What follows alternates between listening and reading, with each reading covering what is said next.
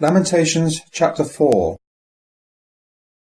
How is the gold become dim, the most pure gold changed, the stones of the sanctuary poured out at the top of all the streets? The sons of Zion so precious, comparable to fine gold, how are they esteemed as earthen pitchers, the work of the hands of the potter? Even the jackals offer the breast, they give suck to their young. The daughter of my people is become cruel, like the ostriches in the wilderness. The tongue of the sucking child cleaveth to the roof of his mouth for thirst. The young children ask bread, no man breaketh it unto them. They that fed delicately are desolate in the streets. They that were brought up in scarlet embrace dunghills. And the punishment of the iniquity of the daughter of my people is greater than the reward of the sin of Sodom, which was overthrown as in a moment, and no hands were violently laid upon her. Verse 7. Her Nazarites were purer than snow, whiter than milk. They were more ruddy in body than rubies, their figure was as sapphire. Their visage is darker than blackness, they are not known in the streets. Their skin cleaveth to their bones, it is withered, it is become like a stick. The slain with the sword are happier than the slain with hunger, for these pine away, stricken through for want of the fruits of the field. Hands of pitiful women have boiled their own children. They were their meat in the ruin of the daughter of my people. Verse 11.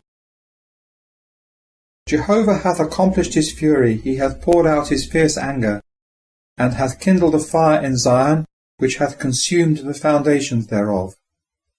The kings of the earth and all the inhabitants of the world would not have believed that the adversary and the enemy should enter into the gates of Jerusalem.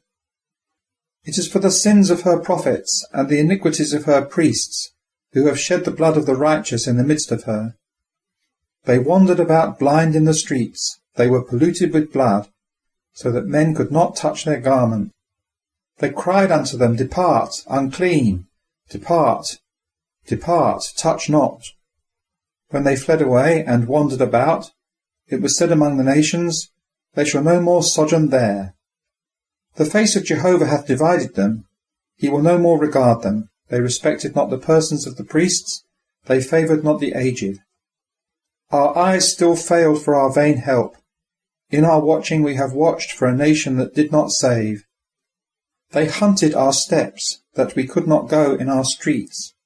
Our end is near, our days are fulfilled, for our end is come.